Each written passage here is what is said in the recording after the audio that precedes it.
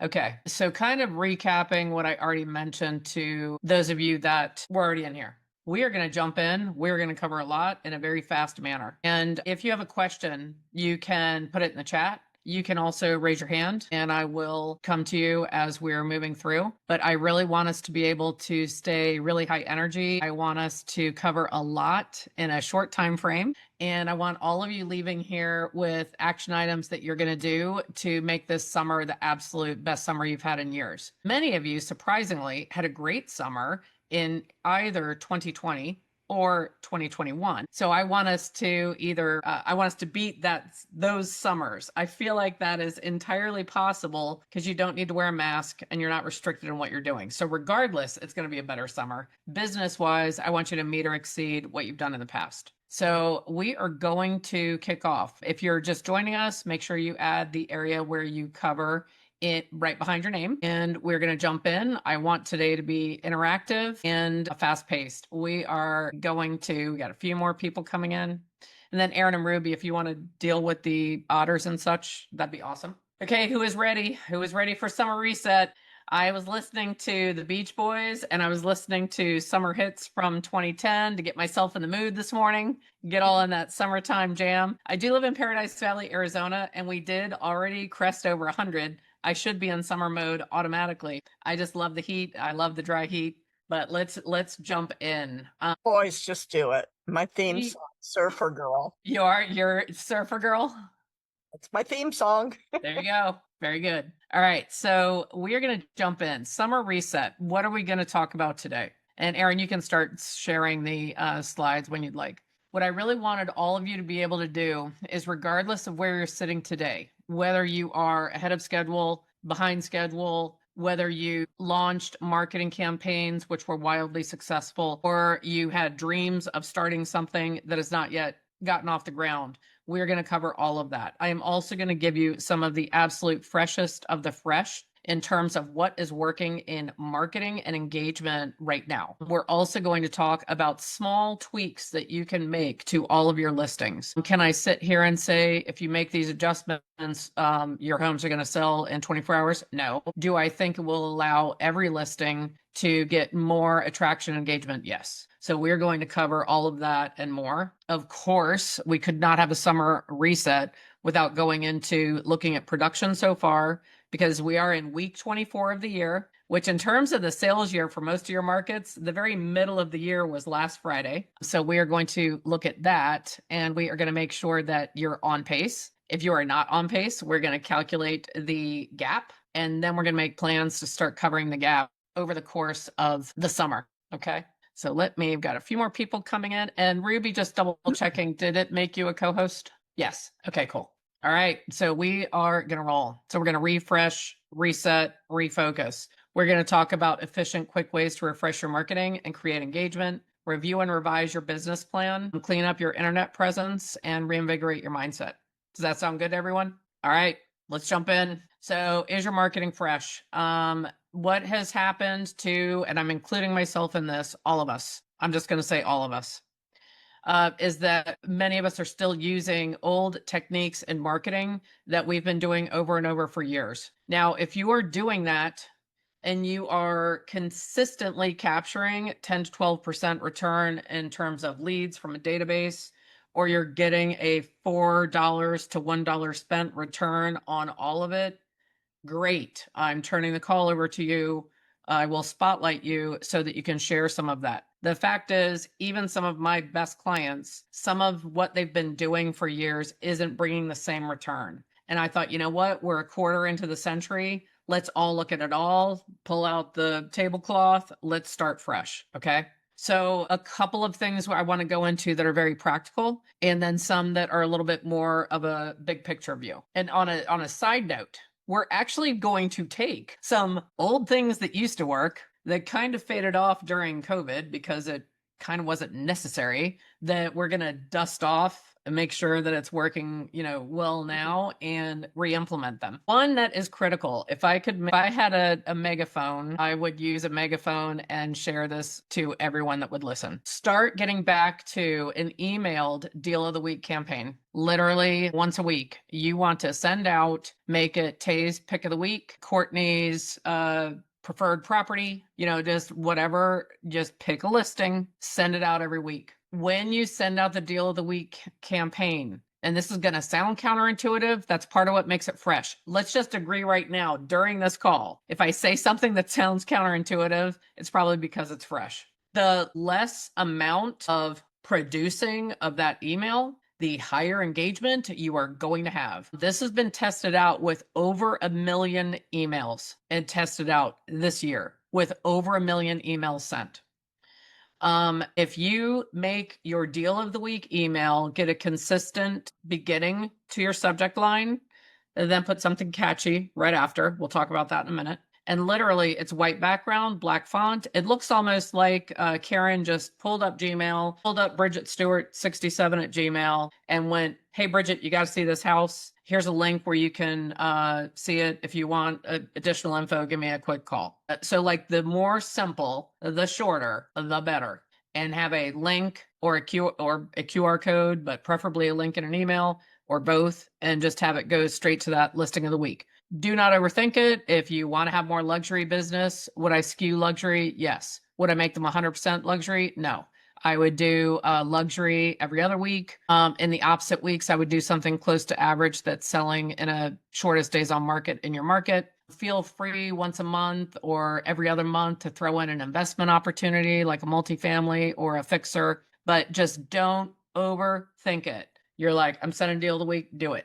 Preferably, if you have your own listing inventory, guess what? Get them in the rotation. They're going to be deal of the week. I would not repeat properties. Then, if you don't have new listings or you have exhausted your inventory, grab one of the best listings in your office. And by the way, this is for, I don't care if you have mostly sellers, mostly buyers, whatever your position is, everyone can be doing this. So this is one of those ones that's kind of an old school thought that has absolutely captured significant new life. If you are not necessarily looking at luxury, I would still include some luxury. Niches create curiosity, whether people are going to be able to buy that or not. Katie, you and I were talking about an equestrian property.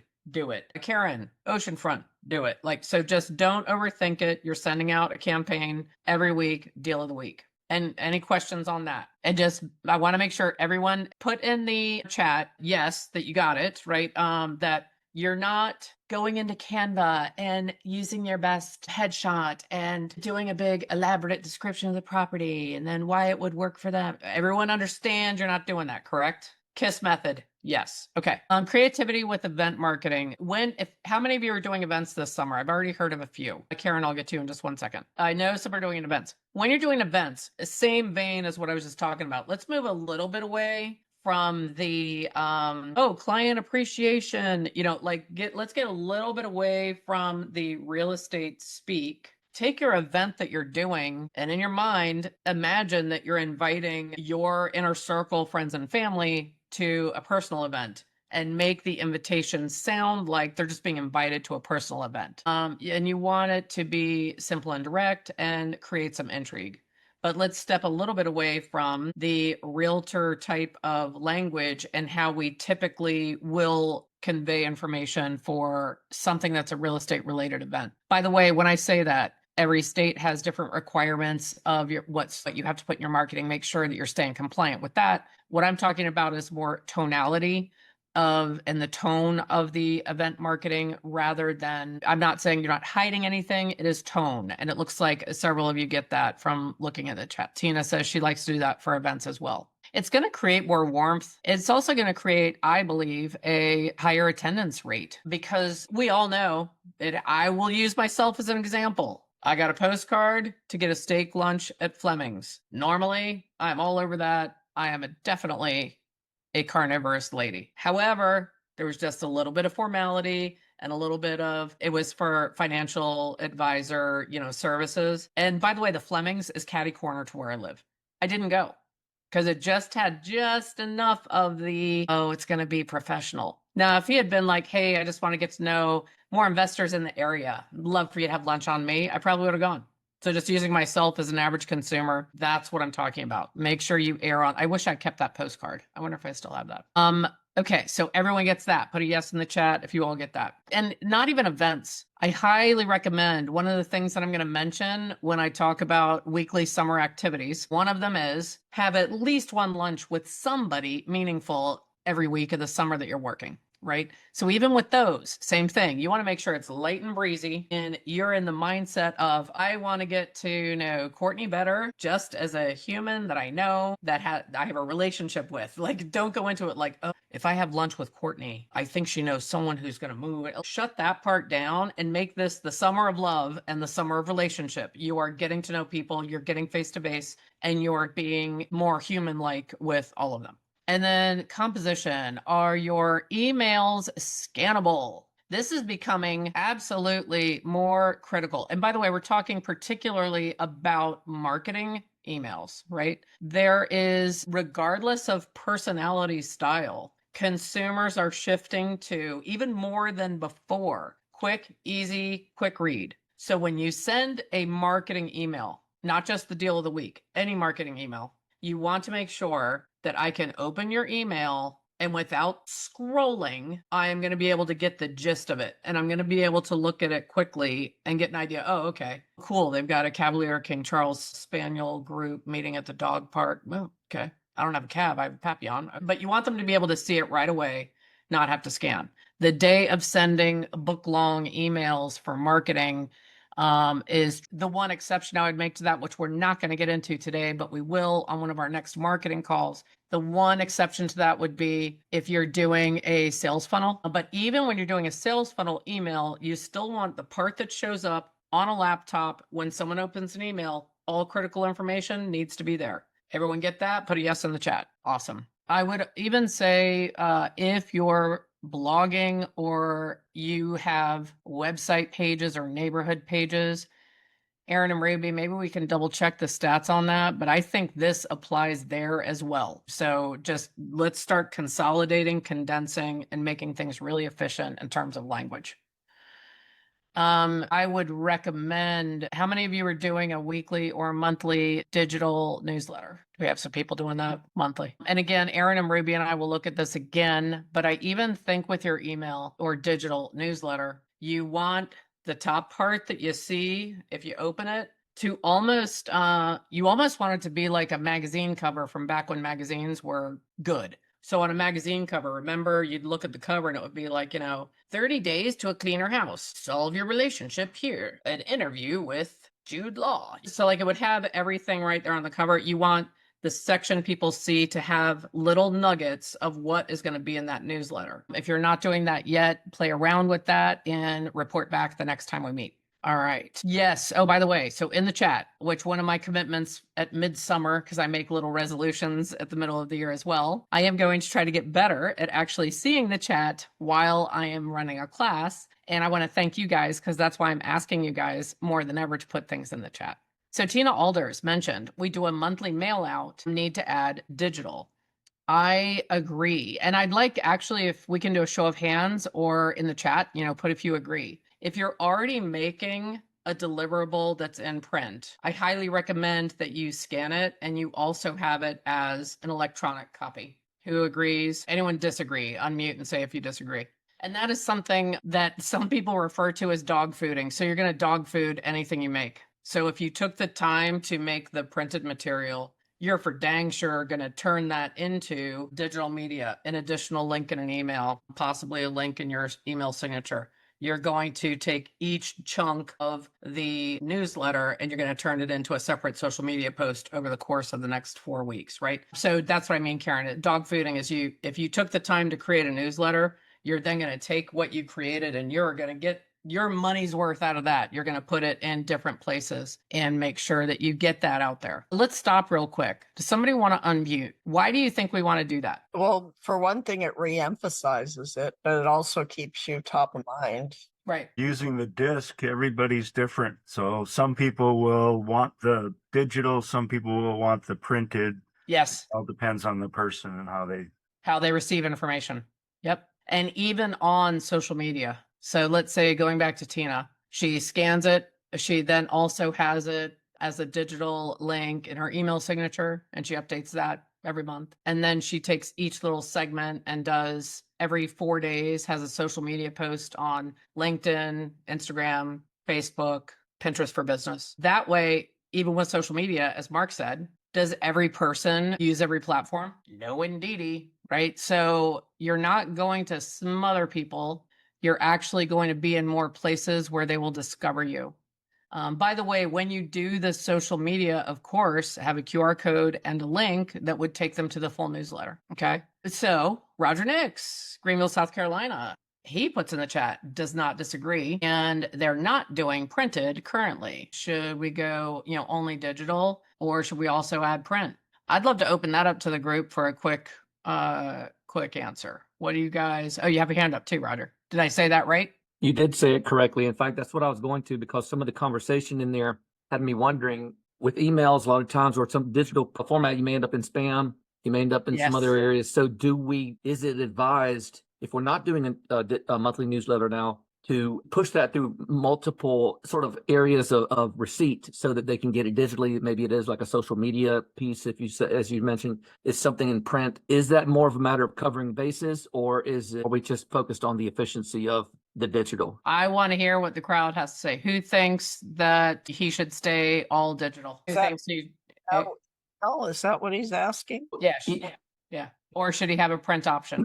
I like them both. I think both is best, but there is a cost factor with your printed media. That's a good point.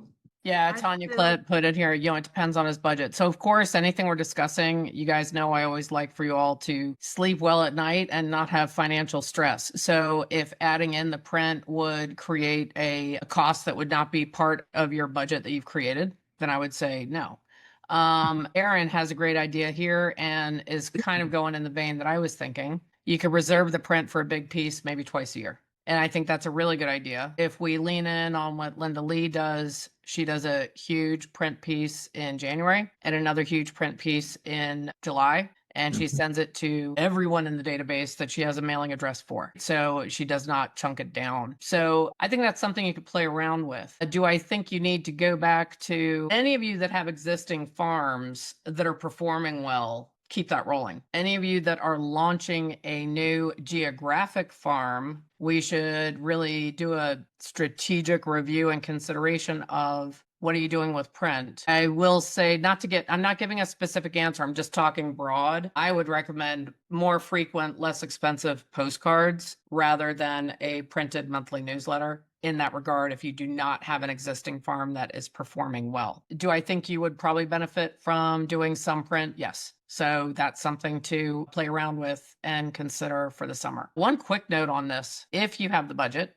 and you just want to rejuvenate your database, you don't need to do show of hands. Is there anyone present on the call who feels a little disappointed in themselves that they did not do more with their database so far this year? Okay.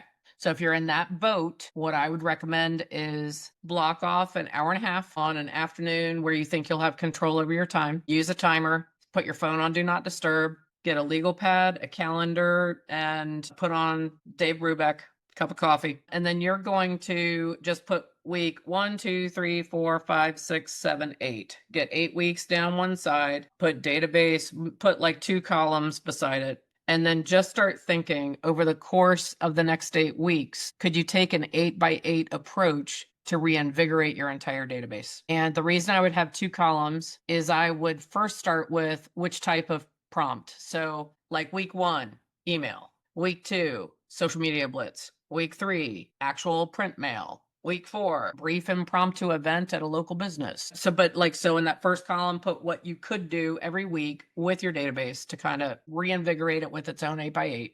And then in the next column, put what you might do. And when you're doing that, if you want to be the most creative, do that exercise without considering budget. Not that I want you spending all the money, but you'll be more creative if you're not sitting there going like, well, I could do that. But it would cost this. Just turn the cost button off. After you've come up with the ideas, do real estimates on what it would cost, then look at your budget, and then adjust accordingly. I would make sure that there's at least one whole week or one time each week where you are calling all of them. I would, as part of that, let's say you're going to do an 8x8 on your own database. I would take the entire database you have phone numbers for, divide it by 8, boom. That's who you're calling every week for the next 8 weeks. Okay.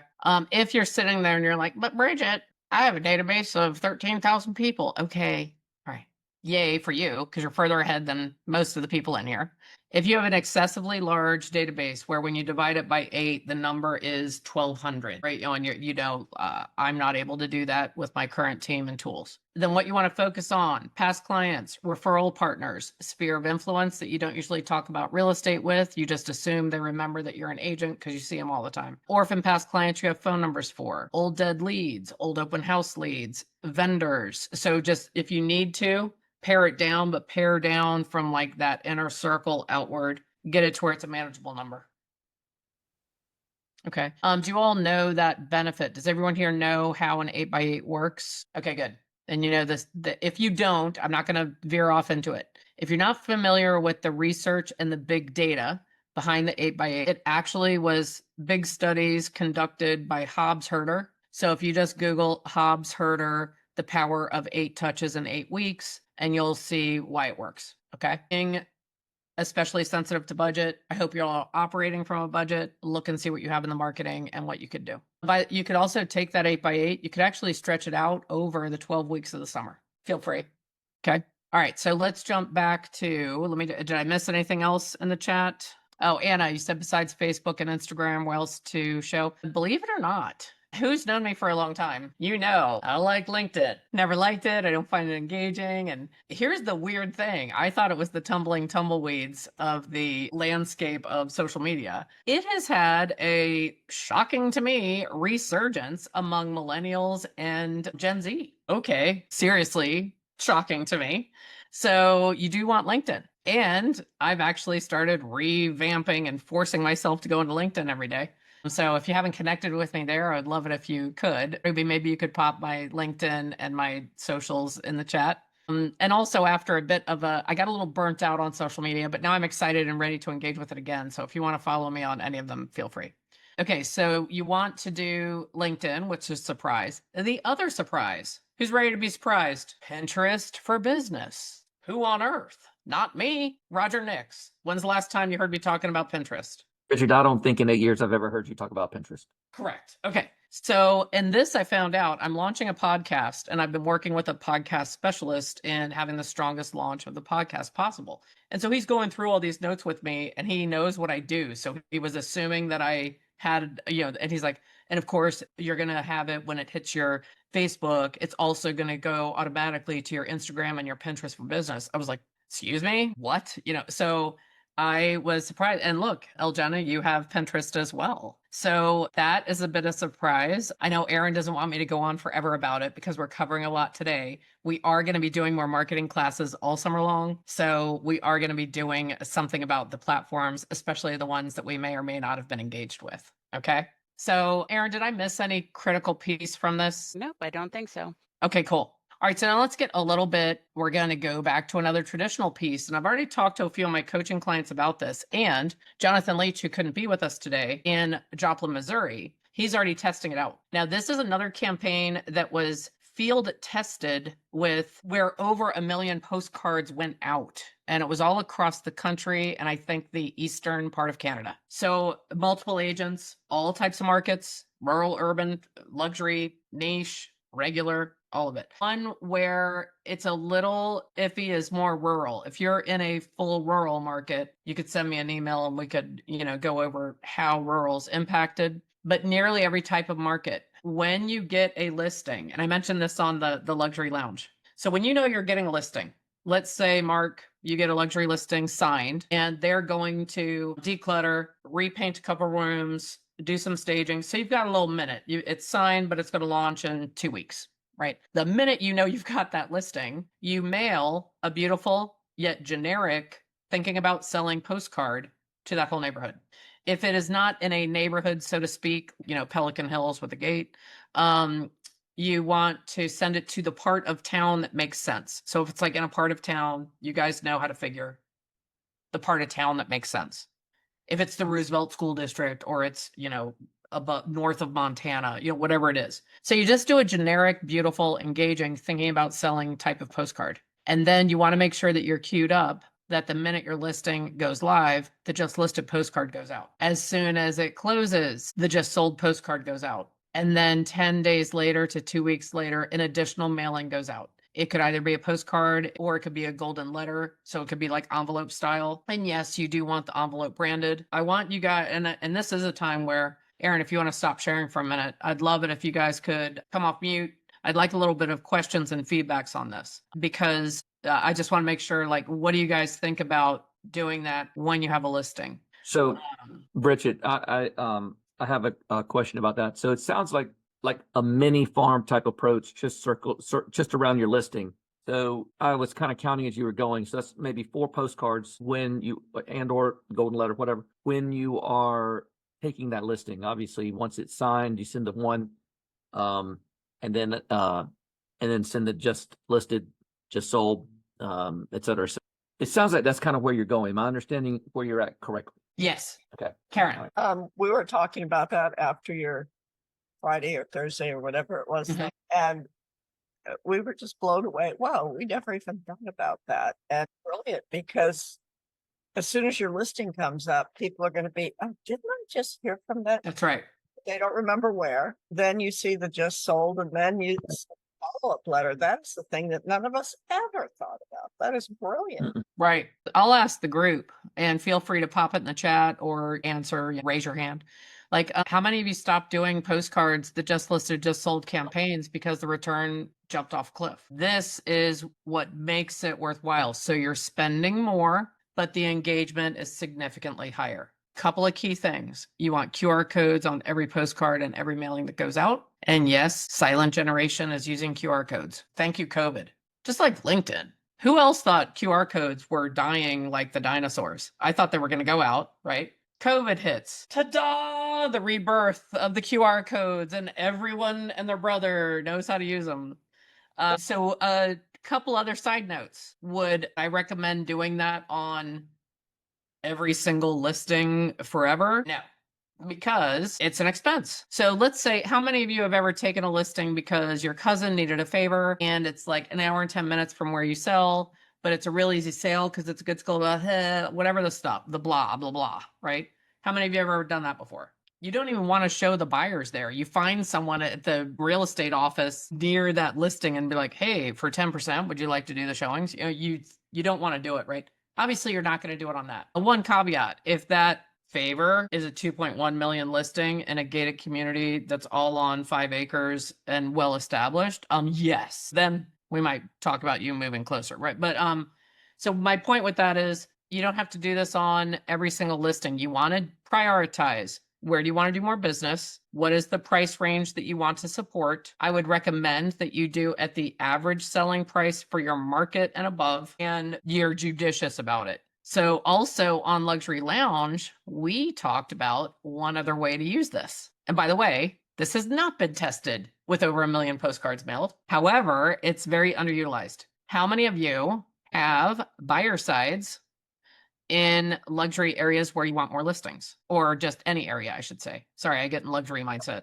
Okay, so you've got to be very, very careful. Everyone, put your extra listening ears on. If some of you are listening to this while you're doing something else, stop for a minute, because if you do this wrong, you could actually get in trouble or step on toes. When you have a great buyer side transaction in a neighborhood that you want to do more business in, especially listings, you can time it where, say, after contingencies are removed, maybe somewhere around that 7 to 10 days prior to closing, you send a generic marketing piece thinking about selling to that whole neighborhood where that house is, similar, same parameters as we discussed before. And then the minute that thing closes, you send a postcard. You make sure that do not say just sold, so you can say just closed or under new ownership or proud to announce. So just remember it, and correct me if I'm wrong, but I don't think I am. The just sold language is reserved for the listing agent and the listing broker. And I believe that's countrywide. And if it's here, it's probably in Canada too. So you have to start that postcard off with, we were so privileged to represent the new owners of 18 Primrose Lane. I'm sure you're familiar with the property, being a neighbor, blah, blah, blah. And then you go straight into listing speak, right? And if it's a neighborhood you really want, you would also follow that up with the 10 days to 2 weeks later, either one more postcard or a golden letter style letter. So any other thoughts around that? If I have enough interest, I'm going to mention this now so I don't forget. If you guys would be interested in a niche property call, so I'm talking to all the horse people, even if you're not doing it now, but you want to, horse people, water people, short-term rental, like if you're interested in a separate niche call, just put in the chat, yes, niche, yes. So this again, what do you guys, again, be budget conscious. If you are taking a new listing and it's in a neighborhood, because I'm looking around at some of the states you guys are in, some of you are in states where a neighborhood could be 3,000 homes. If that's the case, you need to pare it down. I would rather see you. So here, sorry, get my mouth to catch up to my brain. I believe it would be more impactful to take a 3,000 home neighborhood, figure out the way to trim that down to 500 and do 4 mailings to 500 people, then 1 mailing to 3,000. If anyone disagrees, speak now or forever hold your peace. Is there anyone with another perspective on that? If you were going to pare down, I'll do this super quick. I would look for people that have owned their house from 2015 through May 2020, see how that brings it down. And then I would also look for the same model. A lot of times when it's a 3,000 neighborhood, it was built by like 4 different builders and there's models. So make sure it's like 2-story to 2-story, 4-bedroom to 4-bedroom. So do that. And by the way, if you're ever working on something like that and it's taking longer than 12 minutes, do feel free to send me a message, because if you're having trouble figuring out how to pare it down sensibly and still have a strong return, reach out and we could just grab a quick call or we can address it in an email. I'm happy to help with that. Karen. Question. So I know this 4 thing is brilliant. I thought there were statistics that you're supposed to do like 8, or you're supposed to mail them at least every month to make it worthwhile, not, or are you talking just about if it's a just sold? This is literally for what I call evidence of success marketing. Okay. So we're not talking about a farm. We're not talking about launching a geographic farm. However, so now, and this is back on the slide, but you don't need to share yet again, Aaron, because I'm just going to say it. And Amber, if you're in a spot where can you come off mute? So we're all already kind of excited about what we've discussed, correct? Okay, this is interesting. I haven't done a mailing in years. I might do that. Now we're going to talk about how to really make your phone give you text notifications or phone calls by adding in 2 additional steps. 3. I'm going to mention 3. If you do that, the postcard campaign, we'll call it, and at the same time, you cultivate phone numbers and you start calling them, and you also start texting them, you're going to get an even greater response. And I like doing field testing with you guys. And sometimes I even tell you, I think I've been on coaching calls where I'm like, all right, Katie, you're going to be the guinea pig for all my coaching clients. You're going to check out X, Y, and Z, right? So Amber Cruz, would you mind sharing what happened with your campaign similar to this in the lake community? Sure. Hi, everybody. So I am obsessed with this neighborhood and I'm moving to Cobblestone Farms. There's no inventory because nobody wants to move off of this gorgeous water. So I have gone door knocking. I have left little notes that are like, the door hanger printouts. I've mailed golden letters to every single home. I have stalked every homeowner down to like what year were they born? Are they going to retire sooner? Did they just move there? I'm looking at, are they original owners? How many times has it sold? I've even looked at people on LinkedIn and discovered like, oh my gosh, this lady just shared she got laid off. She might want to sell. Like, I'm not kidding. I've been obsessed about it because I'm my own agent and I want to live there. So I did all that. I also sold a home in the neighborhood. So we did more door knocking. We invited the neighbors to the open house. We did the just listed. We did the just sold. And I've been texting, calling, even Facebook messaging some people. So the good news is that I already have 3 potentials. One of them was supposed to be a walkthrough today, but they moved it for tomorrow. But there are 3 homes on the water that are going to allow me to do a walkthrough and are going to consider my offer. And if for some reason they don't want to sell it to me, I will surely get the listings and sell them to someone else. It works. I think what worked at a high level is that between the text messages, I would even put a picture of my card so they didn't think it was that spam text message stuff that we get sometimes. And even people who weren't moving, I would get photos of their gorgeous backyards. Like, here's a picture. Now you can see why I'm not leaving. Right. House such and such. So it's been really nice. One of the neighbors was like, I'm not moving, but I'm kind of like the mayor of the circle. I'll reach out and let you know if there's anyone else. So just being polite and kind, especially if they're, retire and continue there. Some of them have time and they'll just chat with you about, I'm retired. I'm going to live here. I'll let you know if I know of anything. And that's been helping and working. Anyone have questions? So the house that she's going to go see tomorrow, she actually had texted the phone number that was the husband. And then the wife reached out to her and said, hey, around a month ago, you texted my husband about looking for a house. We're considering selling. Did she call you or text you? Both. Both. Okay. So these are unmets. These are unmets, right? So I just want everyone to hear that. So if anyone's been like, oh, I can't text people, oh, I don't know. Now, by the way, Amber's careful to stay compliant. And then also, Amber, so the guy that said, hey, I'm the mayor of the neighborhood. Have you talked to so-and-so?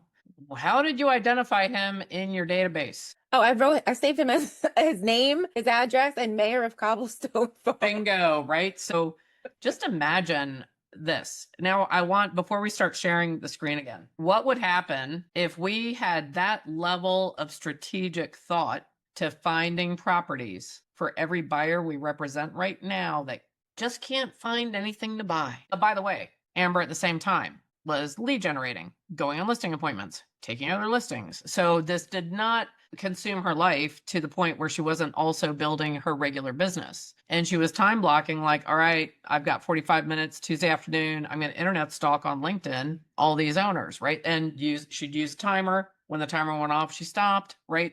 So just wanted to throw that out there. I wouldn't mind if a few people share, like, what if you went to that kind of level with your buyers that can't find a house easily? Well, one thing, you pick up some sales, some listings. Would you have something to buyers. tell your buyer clients when you do your weekly update phone call with them? Would definitely enter the class of an amazing agent because that's what we should be doing. It doesn't mean we all do it. Do you think that you would have stronger engagement with your buyer agency agreements that have been signed? Since we all went through the change of life, as I like to call it, in August of, was that last year? I've always been saying, what happens if we treat our buyer agency agreements the same way we treat our listings? And Amber, I didn't even talk to Amber about this yet, but after our last conversation around it, that was what I was thinking. I was like, wait a minute. She's treating this buyer, who happens to be herself, as if it was a listing. Like, she's getting strategic and she is turning over every stone and she's really going deep. So we don't need to answer that question today. I would encourage each of you, which this is going to tie in with the little weekly things I'm going to recommend for the summer, for you guys to really challenge yourself to say, like, hold on, what if we shake up our entire buyer representation? What if you put that in your buyer presentation book? What if you added that to your buyer presentation? You know what, Anna? We're so committed to getting the right house in the right place at the right price for our buyers that we actually have this buyer plan of action. And I just want to share a few highlights of it. And you go through doing all of those things. I think that you're going to get a higher conversion rate of buyers that sign your agency agreement, and you're going to have higher engagement. You'll have actually actions to show them what you're doing to find that home, and have much better client communication throughout the transaction. Do I think it should be the first play of the game? No. Obviously, the first play of the game is MLS, existing relationships, your own database, and your own office, right? But should it be stage 2? You know what, Anna? After we've looked at everything that is right in front of us, all the obvious ones, if we don't find your dream home there, guess what I'm going to do? I'm going to unleash the hounds, right?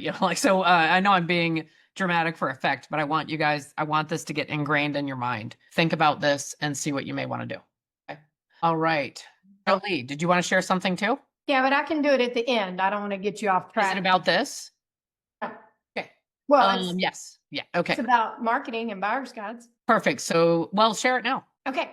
So everybody, real quick, I'm going to try to be brief, but this is so fun for me. Okay. You just have to give me a moment. I want y'all to watch Bridget's face and not mine while I'm talking to you, because this is going to be good. So about a month ago, I was working on branding. I've been working on branding for a while. I've been in real estate for 2 years, and I had a buyer's guide I'll have Aaron share it with you later, but if y'all can see a buyer's guide, it's really nice. Has all the things in it. Anyways, and so I asked Bridget to give me some feedback and Ruby and Aaron because I had all new branding. And so once I did, she gave me marching orders to go print out 10 or 12 of them and take them out to very intentionally important people in my SOI. So I used my CPA, my financial advisor, a survey company, another lawyer in town, and then one of my friends that's a dear owner of a business in town. It's actually a boutique, but she's born and raised here, extremely involved in the community and just a larger than life human being in our area. Anyways, and so I was supposed to deliver 10 of these. I only delivered 5. That was about 3.5 weeks ago. The boutique owner called me on Saturday. And prior to that, I'd asked her for feedback and she said, Jolie, this is an awesome book. No one's ever given me anything like this. So the cool thing is she called me on Saturday. She wanted to buy a new townhome in town. And Miss Bridget, we are under contract. That's what I was distracted doing while this call started 35 minutes ago. So I got a new buyer, a new contract, and we are working on an offer right now for the new townhome because I gave her the little buyer's guide and she had never received one of those before. So I think what I hear you thank you, saying, Bridget. This is why we're doing coaching, honey. that's right. I was going to say, I think what I hear you saying is you did what I said and you got a deal. That's right. Yay. Okay. Absolutely love it. That's right. That is, so that would be awesome. You're going to share that with Aaron and then Aaron can share it with everyone. And if you want to make sure you get it, you're not one of my regular coaching clients, just pop your email in the chat and Aaron and Ruby will make sure they grab it and we'll make sure that you get that. Okay. I think Ruby, it's easy because of Eventbrite, but just to guarantee, pop it in there. All right. So perfect time to refresh everything. And I hope you all heard that technique because I do think we could add that to the summer activities. So if you have a great buyer guide or you've got a refreshed listing, pre-listing package, print them out nicely. Did you all see? That was spiral bound. Even though she held it up and it's hard to see on Zoom, you could tell it was quality paper. It had the clear cover. So go that little extra mile and then pick a dozen of your inner circle. I would prefer people that know you really well that have never given you a lead and never done a deal with you. Okay. But you know them. They answer the phone like, what's up? You know, you know them really well. And just very casually make a goal. You're giving all 12 of them out. And the language is, hey, Lisa, could you do me a favor? They're in your inner circle. So they're going to say, Sure. yes, right. You know, post-COVID, I just decided to refresh all my marketing and I put a little time and effort into revitalizing my listing package. I really value your opinion. Could you just look at it for me and give me some feedback? What do you think they're going to say? Yes. And by the way, because you asked for feedback, like if you don't ask for the feedback, if you just give it to them, they're likely to be like, oh, that looks nice, and put it down beside their couch and then move it when they're cleaning. And then it ends up in a stack of mail with travel catalogs from Abercrombie and Kent, right? You know, but if you ask for feedback and you said you value their opinion, guess what they're going to do? Give you opinions. And they will look at every corner of that thing. I don't personality type, doesn't matter. I'm a super high D, but if someone asks me to really look at something like that, I'm like, I'd love to. Of course you value my opinion. Ma, you know, I'm not going to read it. So that is and they're likely to either call you. Okay. All right, let's jump. I just wanted to hear if anyone has used the app Nextdoor to reach out to sellers in a certain neighborhood. Is that how do the results go? Anyone on here using Nextdoor? I feel like Nextdoor there. had, who is that? Well, It's- Jenna, you are?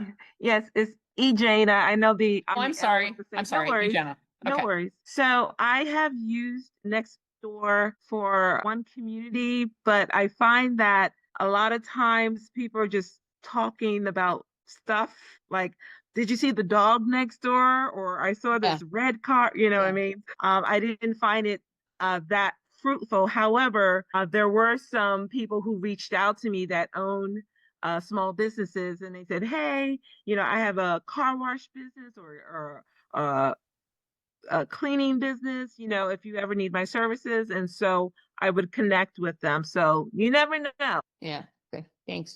I feel like Nextdoor had a heyday from between like, I don't know, someone help me out here, 2017 to like 2020. I think that's something we could explore. Aaron and Ruby, can you mark that on a list for us to do a quick double check on what's happening with Nextdoor? In my neighborhood, normally it's a complaint board. Yes. But I've been Yeah. very hesitant to advertise there. Yeah. Wonder what ChatGPT would come up with if we asked it for information or ideas on how to market on Nextdoor, or if it's Probably, but I wouldn't give them any money right now No. until you do some more digging. But, Yeah. and Mark, it's like you have ESP because we're going to do something with that that's going to blow your mind. So I want to run through this next part pretty quickly. There is some information about market dependency in the chat. Look at that. I agree with you, Coco. All right.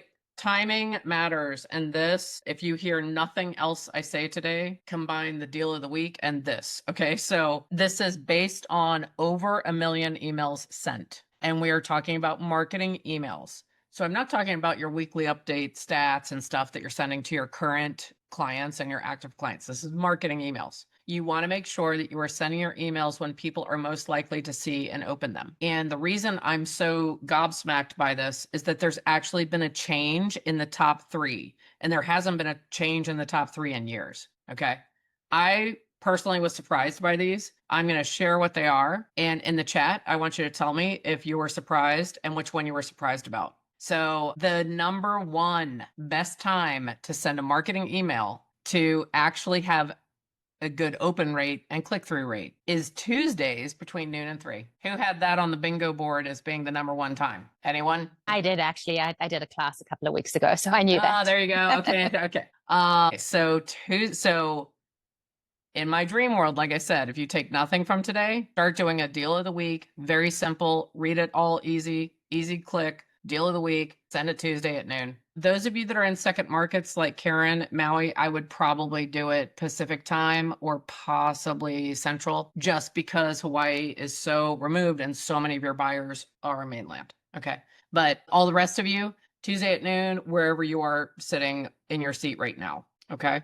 The second best time is Thursday morning. And from looking at the fine print, it's between 8 and noon. And the third best time for marketing emails for open rate and engagement is Saturday morning, 8 to noon. Saturday morning. Okay, now in the chat, or Aaron, if you want to stop sharing for a second, is anyone else surprised or is it just me? I'm surprised with Tuesday. Totally. I mean, I'm surprised by Saturday. Yeah, I'm surprised by that. Saturday surprises me also. I'll tell you one thing I'm not doing Saturday morning. I'm not checking emails, right? However, this is that instance. Can we all agree that as fellow colleagues and agents, realtors are a little bit of a different breed, regardless of which type of realtor you are. Like, we go to the beat of our own drum. We don't even work a regular work week, right? So when I saw that, I was like, oh, we have to think like consumers, not like realtors. So if the majority of consumers are in more of a 9 to 5 sequence, it does make sense that Saturday morning, they might be like drinking a cup of coffee, their kids are playing, and they're catching up with email from the week. I mean, I was just shocked. Worst times to send: Monday before noon, and I'd even go so far as Monday before 3 o'clock in the afternoon. Friday afternoon's a dead zone. And one of the reasons I want to mention Friday afternoon real quick, I know agents that purposefully send out a right after lunchtime open houses this weekend and all that. Guess what? That is going into the tumbling tumbleweed of Tumbletown. So we are going to do a more detailed class on some of this marketing information. So we'll go into it in more depth. But you, at this time, for anything you're doing with marketing and email, you want to set yourself up on that frequency of Tuesday at noon, Thursday morning, Saturday morning. And yeah, it looks like several of you were also surprised. Which one is the most surprising? Who thinks Tuesday is the most surprising? Who thinks Saturday? I think Saturday. Y'all know I'm a skeptical second-generation Irish American from the Mid-Atlantic region, birthplace of skepticism in America, right? I was so skeptical about that. I actually reached out after the training event. Tanya, I didn't even share this with you yet. And I was like, I need to know more about that. I can't believe that's Saturday. Blah, blah, blah, blah. Right? Nope. Boom. Got the info back. It's Saturday. Okay.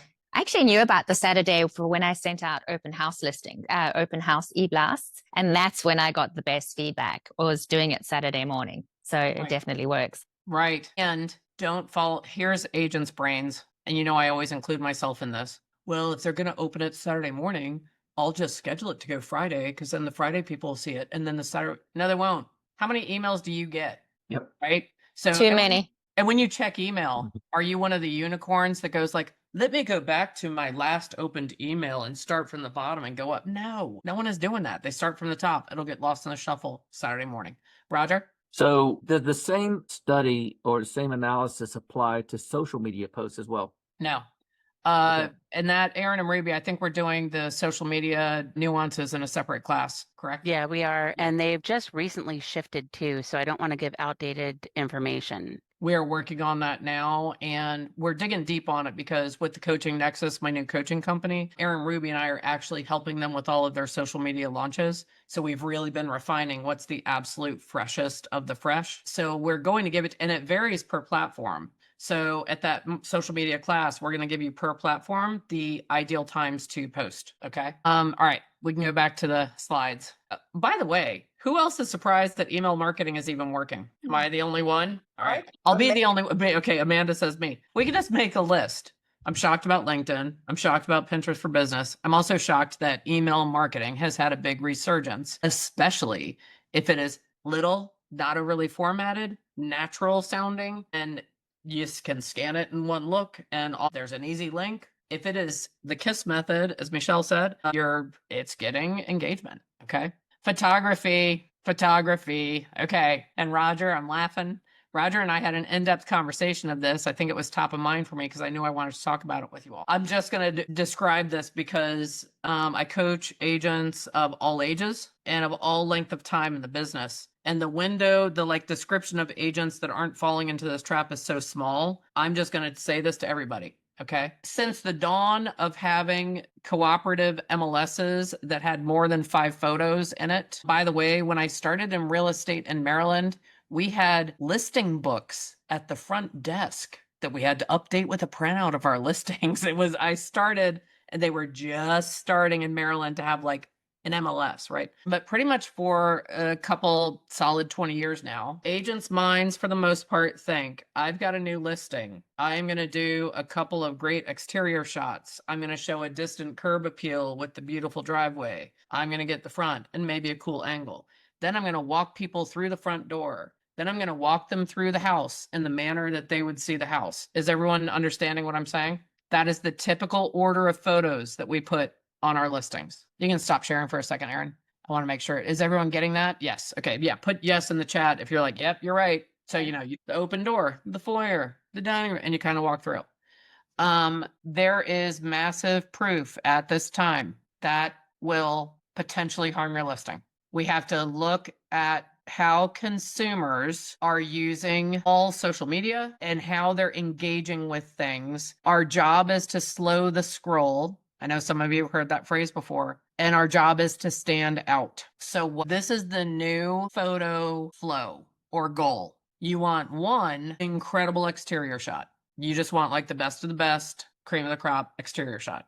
The next 5 photos, or the total of the first 5 photos, you want the sexiest, sizzlest, best foot forward, absolute best features of that property. So if it's got an amazing kitchen with a vaulted ceiling that looks like something from Architectural Digest, that dang well better not be photo 6, because if you're on Zillow, they're not going to see it when they're doing the quick scroll. So you want it to be amazing exterior. Forget the foyers. What I said to Roger this morning is, okay, any house under, I'm going to say 600,000, no one's giving a rat's ass about the foyer.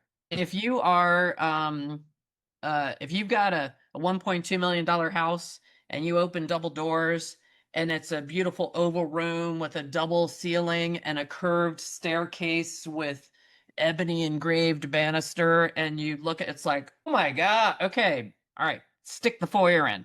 If it's a hallway or it's a little place with room for a skinny table to drop keys and lose your sunglasses, no one needs to see that. That is not going to grab people, right? So we got to move away from the order of the photos has to be the order you see the house. You want it to be, and I'm going to give you a visual example here in a minute. You want it to be kablam exterior. Oh my God, look at that great room with the fireplace. That kitchen is gorgeous. That master has a double layer tray ceiling. What?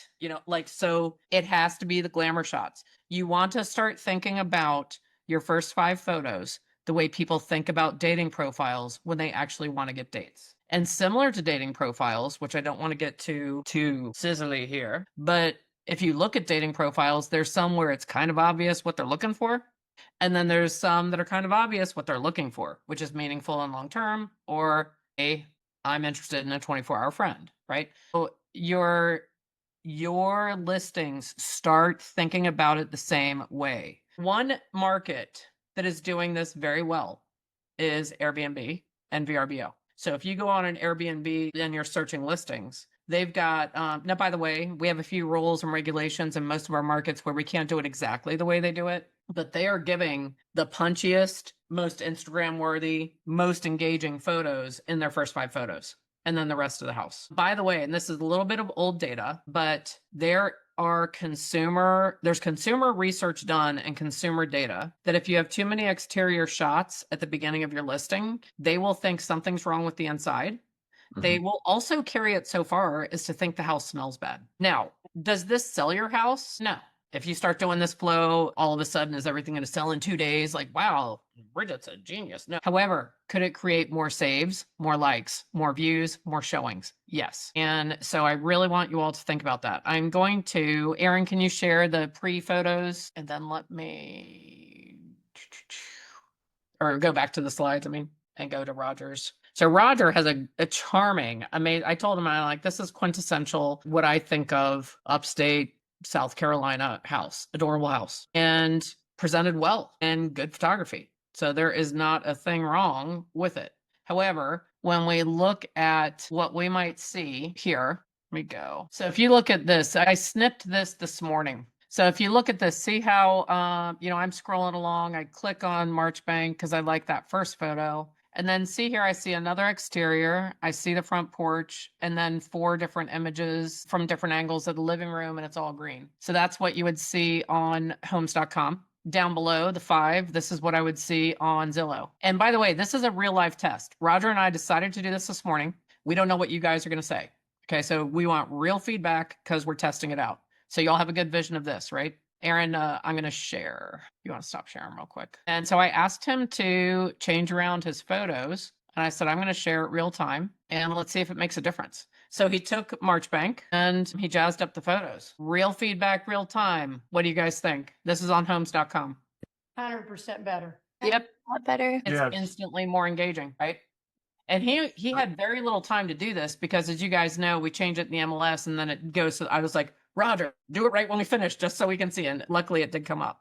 There's more than just the green, and and that gazebo. So the gazebo was a risky shot. I was like, should we put that? However, I think it's one of the most charming parts of the property. So to me, I'm consumer sitting in Boise, Idaho, and I'm getting ready to move to South Carolina, and I'm not super excited about it, but I'm, all right. This to me, I'd be like, let me see more of that, and I would click to see more. But if it was just the previous photos, I don't necessarily know that I would do that. So in the chat, say if you like before or after. Bridget, can I comment on that as well? You may, while I'm pulling up because I want y'all to see it on Zillow too. Yes, comment. Okay, so we talked about that this morning. It made the most sense I could imagine when I was hearing it. And we were relating it to when I've gone on I was sharing about VRBO and we were sharing about, when you found a place in Ireland and so on. And it was the simplest change. And I'll tell you that I wasn't unhappy with my listing and the way it was presented, but this makes such a huge difference that it's one of those things to go back to all the listings. It's just literally sliding the photo order to get those first maybe 5 or 6 photos to make glamour shots. As the listing agent, I see the huge difference that it makes, and I'm not even thinking about buying this house. So it was huge. It was fantastic. I loved it. It was a great call. So what do you guys think now? We're seeing here's the glamour shots. Here's the dating profile. What do you guys, is it better on Zillow before or after? So, by the way, this listing is looking for a 24-hour friend. Let's just be clear about that.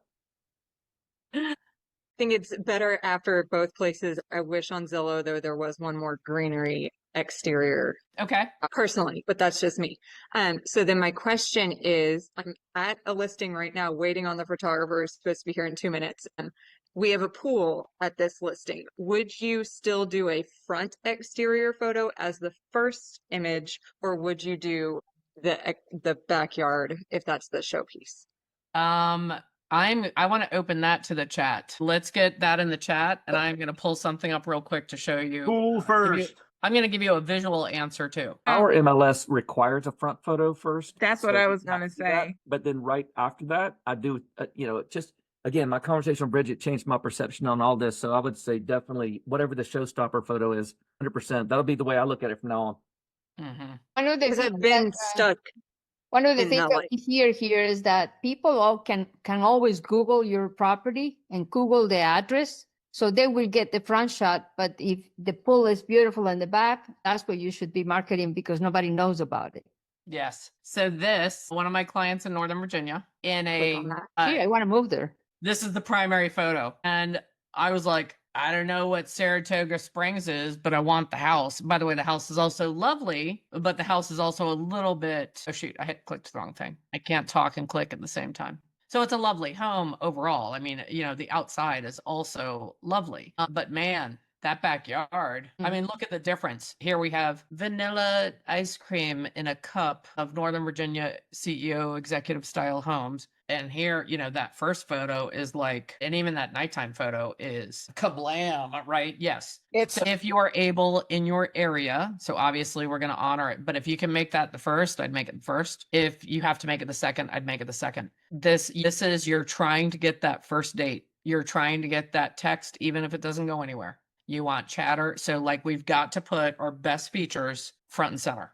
Katie? I asked ChatGPT the other day what effect changing the description has and changing the photos has. And it specifically told me changing the first photo will help bring it up to the top of syndicate sites. And you have to change not just a couple words, but like throw your description into ChatGPT and say, hey, make significant changes to the wording, but make it sound the same. And it'll spit out something completely different, and that'll help boost it up as well, just to get new eyes on it.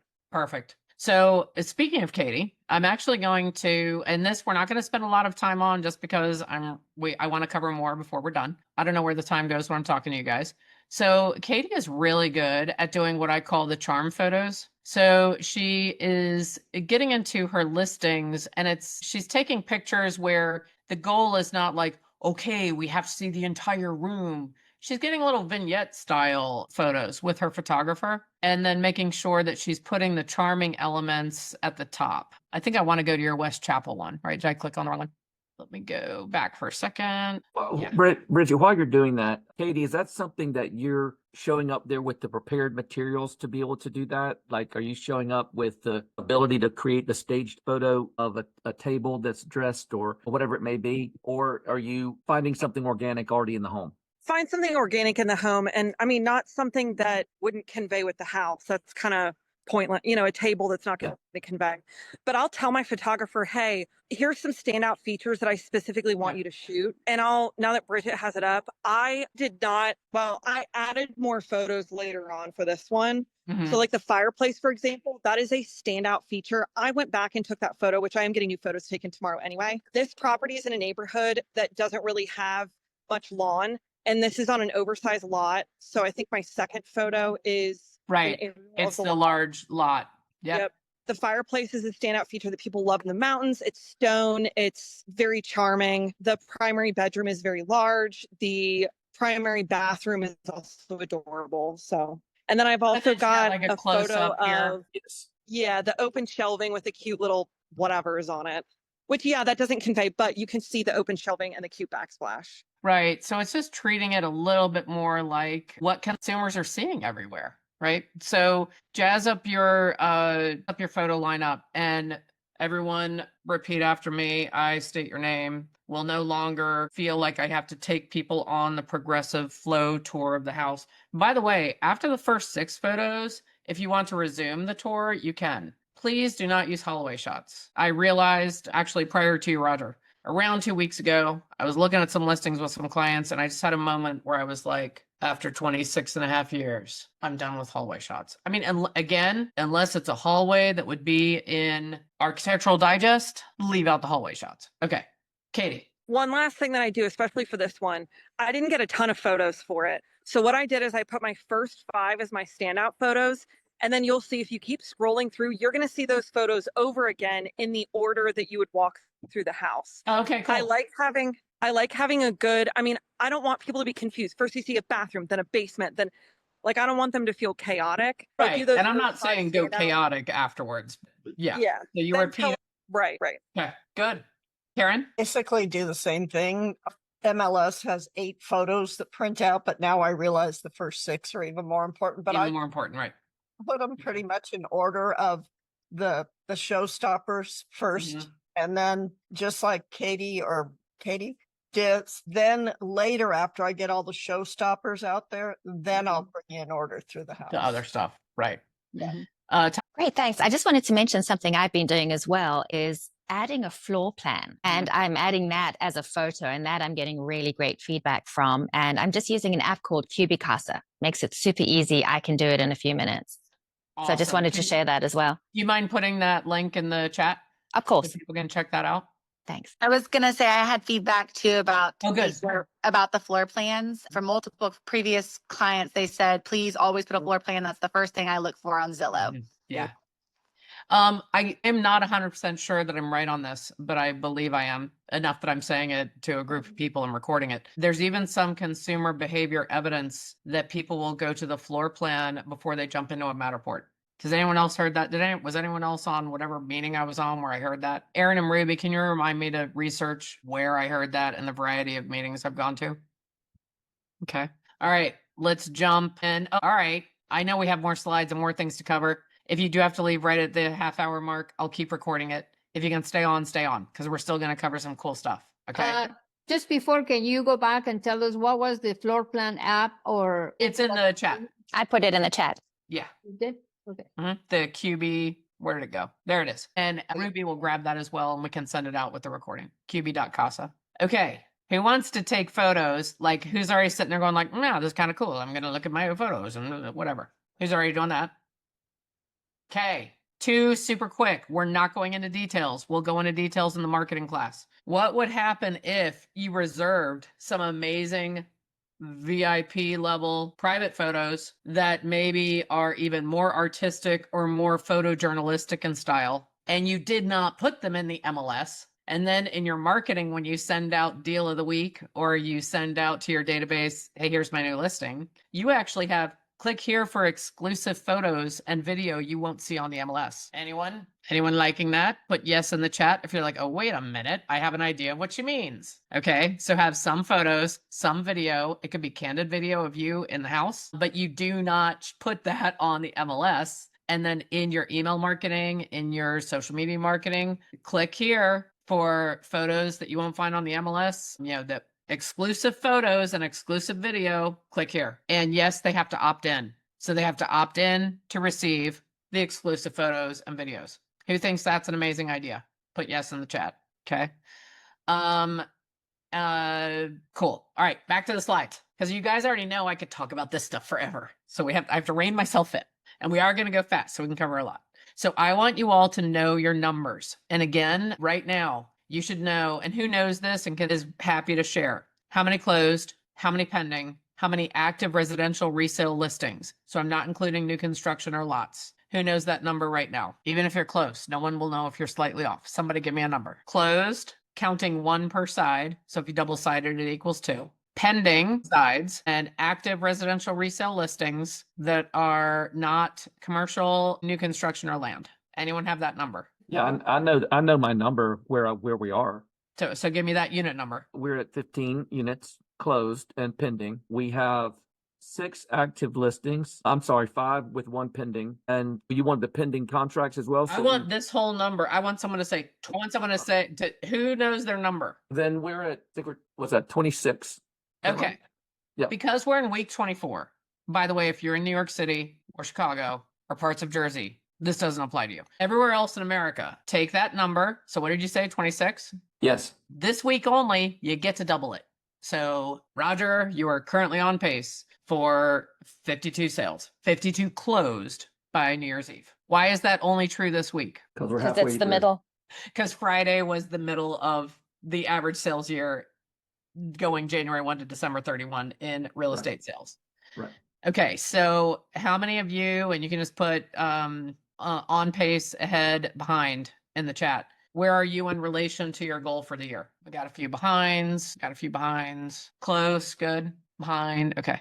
So what I'm going to say for you in terms of a summer reset, take where you are right now, subtract it from your annual unit goal, and What is the gap? Everyone if you know it, put your number in the gap in the chat. So, okay, 13. So Michelle, if it's okay, I'm going to use your number as the example of what we're going to go through. So Aaron, can you go to the, here we go. We know from massively big data, and those of you that have coached with me for a long time, I could probably turn the mic over and you could do this whole segment. We know from big data from multiple sources, from KW, from other real estate companies, Real has done work on this, Ferry organization we know this from big data from multiple sources for decades. Okay. It is 10 side leads to a closing. And so what happens is we take Michelle's 13, multiply that by 10. So right now he needs to focus on identifying 130 side leads. I'm putting it in the chat that want to do real estate in 2025 to buy or sell in 2025. Next step, Michelle, just play with me. Just give me a rough idea. How many hot leads are in your pipeline that you are 9 or 10 level on a scale of 1 to 10 that they're going under contract in the next 30 days? How many hottest of the hot leads? 1. Okay. So he's 129. Okay. So he needs to find 129 more side leads to make absolutely sure he covers the gap and he hits his full goal by New Year's Eve. So we then take 129. Now, Michelle, how many weeks do you plan on working between now and Halloween? Actually, how many weeks do you plan on taking off between now and Halloween? Do you have a vacation scheduled? Are you going out of the country for 2 weeks? All right, so you're taking off 4 weeks. So we're going to do this quick. You can do it more specifically while you're doing the exercise for yourself. So we're in week 26. Halloween is typically week 45. So that would give us 19 weeks. He will be off 4 weeks. So we have 15 work weeks left to find these 129. So who has their calculator handy? Who can take 100, divide it by 15.6? Do you want to round up or round down? Do you want to make it 8 or do you want to make it 9? I would 9. Great. Okay. So now from today until Halloween, your goal every work week is you will identify 9 side leads that say they want to do something this year. And I would go so far as to say, if he did nothing else but this and take care of his current clients, active listings, launching and all of that. If this was his main goal in all marketing and all lead generation, all lead follow-up, he would achieve his goal. A quick analysis of what is a side lead. So Michelle, let's say I'm in your database, I'm a past client and you call me and you're like, hey, summer's here. What are your plans? And I say, blah, blah, and you say real estate's great. And I say, well, that's really weird you called me because my youngest has graduated from high school. We just had the big party last weekend. We are ready to sell the house in the school district, buy him a condo by his college, and we would like a single level living by the lake. That is 3 sides. And it doesn't matter. And I was his past client. While he's on the phone with me, he could get an inbound Facebook lead where his team member that manages Facebook leads has confirmed it's a real human. They've had back and forth communication. It's a real human and they want to buy. They need to do it before Labor Day so their kids can be in school. Guess what? That's 4. So what's my point of that? Source doesn't matter. It could be a straight up unmet. It could be a referral from one of your vendors. It could be your mother. Your mom could be texting you right now while we're in this meeting. Son, I'm ready to sell my house. So the source doesn't matter. What's critical is Friday afternoon when you metaphorically turn the lights off for the work week that you hit 9. So does everyone now see? Aaron, if you want to stop sharing for a minute, questions, comments, curiosities. So this is okay. Hey, so, thank you. So anyway, the bottom line is I'm 6 months into this new real estate realm. So, I'm looking at this and this is a good barometer for me. And it's good to have the repetition. So I will aim for that. I think that trying to get my sphere of influence going and trying to get the leads is a big issue for right now. So I'm definitely going to work on that and I'm glad to do numbers. So thank you. So you're new to real estate. Yes. Would you like to know something that could really intrigue you? Of course I do. Every once in a blue moon, not often. Some of my coaching clients can tell you I can be very direct. Sometimes I get like new licensees that join and they want an intense coach right out of the gate so they can be like rookie of the year and start with listings instead of buyers. And I'll get those clients. What we're talking about right now is the first thing I have them do, the absolute first thing. Great. Quickly followed by, hold on. I want to open it up to my clients. What would be the second thing I would tell them to do? Put it in the chat or shout it out. Bridget, I have to admit that I was distracted by a text on my phone. What was the first one? And I'll tell him the second one. The first one is knowing how many leads per week, making his binder with 1 page per day with the simple form. Michelle, I'm going to send that to you because we don't have time to go into it now. Okay. It's old school and you will crush it. So Aaron, can you remind me to get him those details? So out of my clients, what do I recommend? Like if you want to take more listings or you want more buyer agencies signed, what do I tell you to do? You have to practice your listing presentation 5 times. Wait a minute. Hold on a minute. How many times is it? At least once every day of the week, I think it is. Bridget, I'm forgetting. You have to Okay, present all your right. listing presentation every day. Guess what I need to remind everyone of next week? Okay, Michelle, number 2. Yes. Start practicing your listing presentation this week. Pick one that was based on hundreds of thousands of sales. Don't make your own or have your own style, or I don't want to be cramped. Don't fall in that agent trap unless you want to have freedom from money instead of freedom of schedule. So you can also, in your email, we can give you a few suggestions. Pick a listing presentation, learn it. Give yourself 1 week to practice it every day. Roger, you almost had it right. Practice it every day, 3 times a day. Faster you can speak, slower than you normally speak, regular speech, out loud to yourself in a mirror, 3 times a day, 7 days. The very next week, pick people from your inner circle, and for 8 straight weeks, you're going to do a full listing presentation from a member of your inner circle every week. By the end of that 8 weeks, you will be going on listing appointments. That is how I've helped so many people become rookies of the year and start their business as a listing based instead of buyer based. Those are the 2 things you got to do. Great. Okay. I know a few of you do want more of the details on the leads per week. Aaron, we could even do a quick, and also that listing challenge. There's more details. I'm giving you the little nugget. Anyone who also wants that, we'll be happy to do that. Bridget, I have a question about the lead number. The latest numbers that I saw said that buyers were taking about 6 weeks now in their buying process. At least I think that's what I had read.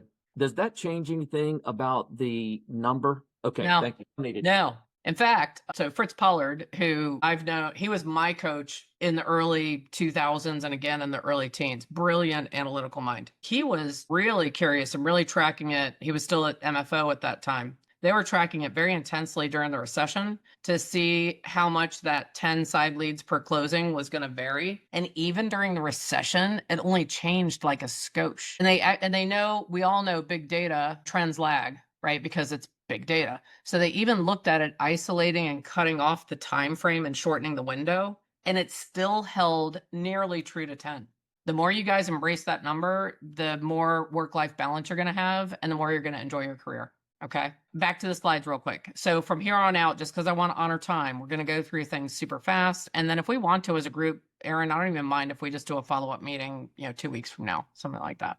All right, so you all get this, right? If you don't, send me an email, send me some questions. We have some more material on this. Consider doing a GPS reset. If you don't know what that is, it's having one goal with 3 priorities to make it happen, 5 strategies to make the priority happen. And I would encourage you, since it's a summer reset, now the lead gap that we talked about, that's for between now and Halloween. But I think it'd be really cool to actually create either a number of listings taken or a number of new contracts accepted goal just for the summer and create that as the one goal. So I'm going to have 6 new pendings by the end of Labor Day. The 3 ways I'll make it happen is I'm going to take one person to lunch, database, relationships, lead generation, and social media.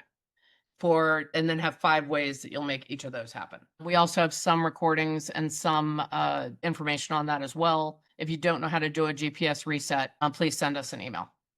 Okay.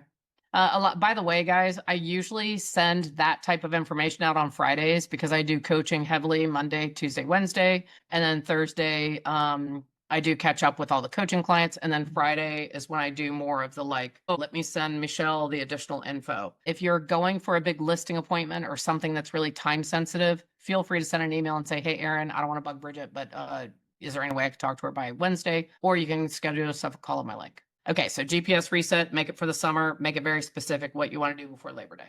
Your online presence, if you can stay on, please stay on right now. We'll probably end with this. There was a few things we didn't cover. You'll get them in the slides. Don't take them out of the slides, Aaron. We'll still send it out. This, I think, is going to blow your mind. How many of you are already using ChatGPT? I know a lot of you are. Okay. I want you. Aaron, can you stop sharing? I think this might blow your mind. So, out of curiosity, the other day, I am helping with as I mentioned, the social media launch of the coaching company I'm with. And so I went to ChatGPT and I said, hey, tell me what you know about Mitch Schwartz in Henderson, Nevada. And what came up blew my mind because that's literally all I put. So this morning I thought, I'm going to try it with one of my clients. So I put in, if y'all can see this, you see the question, literally all I put was, what do you know about Amber Cruz, realtor in New Jersey? Boom. Some of her headshots, an award, a comprehensive overview. Profile. And by the way, Amber hasn't seen this yet. She doesn't know I did it. Amber, feel free to put corrections in the text. But this is literally, I gave it no additional information. Agency and licenses. She's with KW in Morristown. License number. Education. Holds a BA in journalism from Rutgers. Focus on luxury homes, works across property types, houses, townhomes, condos, multifamily and land, experience and achievements, 10 plus years in sales, 8 formerly in real estate, global moves under her belt, some awards, highlights of some awards, performance highlights, powerful track record, active deals. Look at that. Even gave client feedback, excellent ratings. She's got, and it gives the breakdown of where her ratings are. And then quoted some of the client feedback. I'm sorry. And I use ChatGPT a lot. This even blew my mind. I don't know if you guys are like, yeah, I'm not surprised. Marketing and outreach. She has national reach. Was on HGTV House Hunters. Actively promotes on Instagram. Calls herself a top New Jersey realtor with over 70 million in sales logged, according to her Linktree profile. And then I gave a summary. Okay, so I'll stop right here. Who else is impressed with this? Then I said, hey, what else could you create from this? Again, I don't want you guys thinking she must have given it information and prompts. And it goes, hey, here's several types of high impact professional materials for Amber Cruz or her marketing team. And then you just see this goes on for industry recognition and collaboration, for community or client facing events. Right? So real quick, who wants to be the guinea pig? Who should I put in next? Let's do it real time. Me in. I'm curious. What do you know about Roger Nixon? What do you want me to put? South Carolina? Yeah, either one. I was going to upstate, but I wanted to go broad. And while it's thinking, there's more than one of me, so I'd be interested to see what it brings up. Yeah, you're all looking at his face on Zoom. They got the right guy. There we go. So look at that. Began career strong as Rookie of the Year, 2009. 1-2 in his market center. Team leader, state home team. Production and metrics, credentials and specialties, client feedback. Okay, so quick in the chat, who thinks this is awesome? Who thinks it's going to be 100% perfect? No, right? But what a great starting point. So if you want to refresh everywhere, if I went on here now and I said, can you create a LinkedIn bio based on this info? Guess what? It would do it to the right character count, with the right tonality. And just real quick, Roger Nix is a deeply experienced real estate broker and team leader in upstate South Carolina with over 2 decades in the industry, robust sales credentials, coaching and leadership awards, and stellar client reviews. He's a top-tier authority in the region. Whether you're buying, selling, investing, or seeking agent education, Roger and the Upstate Home team have a proven reputation and comprehensive experience. I think that's great. Now, it sounds like me because I'm using my chat. Roger, that sounded like me, right? So you don't say that many nice things about me though. I do. I even talk about you with my other guy. So here's what I want to end with.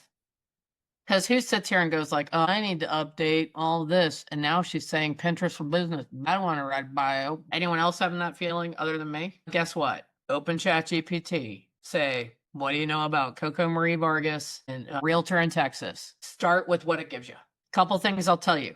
It's going to be driven by what consumers are looking for today. It's going to be fresher than what you're going to come up with yourself. Are you going to have to correct a few things? Yes. Now, one thing that I think would be so fun is if you guys kind of connected with each other and did that for each other. So, Mark, if you reached out to Courtney and Courtney reached out to Mark and like you did it and then emailed each other what you found, or maybe even set up a Zoom and did it together. But I love that feature. Who's game? put yes in the chat. Who's game to ChatGPT themselves? That's the new phrase now. I guess it used to be Google yourself, right? If you want, so we all know that our commonly used browser is listening to us all the time and it is biased towards us, right? What I think would be interesting, if you want to see what consumers might see, is go to a browser you don't use. So I would go to Microsoft Edge and open an incognito window and do the same thing on yourself. Don't log into your chat. If you have a paid chat, just go to like ChatGPT, just the regular one, and just see what happens. It might give you insight into what consumers are seeing. It could be interesting. I'd love to do a side-by-side comparison of that and see what's missing, what I could augment, and what's there. Okay. Make sure as we're wrapping up here, put your contact info in there if you want to reach out to each other. Now, last big thought I want to share. So could you see how that would give you a summer refresh? Okay. So I wanted to go over things you could do every week, and I talked too much, and I know Erin's going to remind me of that later. I'm going to do it ultra quick. Take what we've talked about today. I would analyze your gap first. I would find so week 1, analyze your gap, find your leads identified required, look at your true summer, look at the whole calendar of the next 3 months, decide when you're working, make sure you have at least 1 day off per month, not a holiday. July 4th doesn't count. Each month of the summer, make sure that 1 day during the week, you're taking 1 day fully off. Okay. And then put in there how you're going to achieve the side leads. I would also combine with that, creating the little business plan or the GPS for the summer. And then think about everything we discussed. Think about the deal of the week email and think about having lunch once a week with someone important. Think about doing the listing a challenge or the listing appointment challenge or buyer consultation challenge per week.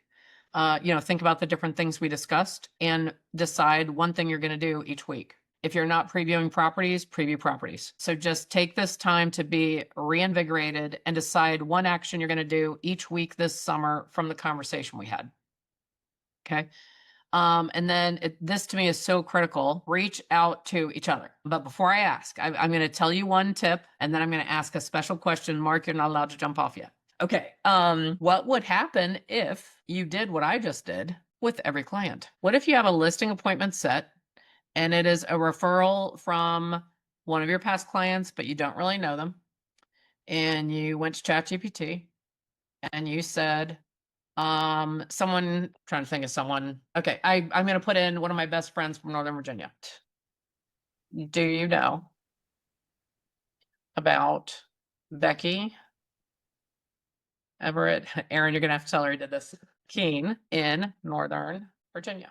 Okay. So let's pretend I have a listing appointment. She's got a house that's probably worth 1.8 to 2 million, if I had to guess, right off the top of my head. So this seller that, you don't know that well, and let's see what it says. She's an attorney. She blocked herself. Someone give me a friend. Let me think of another friend. That's not an attorney. What? Who are my civilian? Type in Paxton Bearden. Paxton Bearden. Den? Correct. In Greenville, South Carolina. I watch too much YouTube. I'm sitting here saying like, wow, Becky must have Incogni or Aura. Okay, here we go. So it's mentioning it's non-real estate. It knows me. It knows I'm usually searching. Oh, yeah. Yeah. Territory account manager, Ventus since March 2023. Served as key account manager, based in Greenville, studied at the Citadel, attended Eastside High School, family ties. And it just has me tied to real estate. So by the way, because of that, you also might want to do that search in an incognito window when you're looking for your clients, okay? James is healthcare account manager in Greenville. Your focus is connecting with someone in real estate, you might do whatever. Is that accurate? Yes. There you go. So play around with this.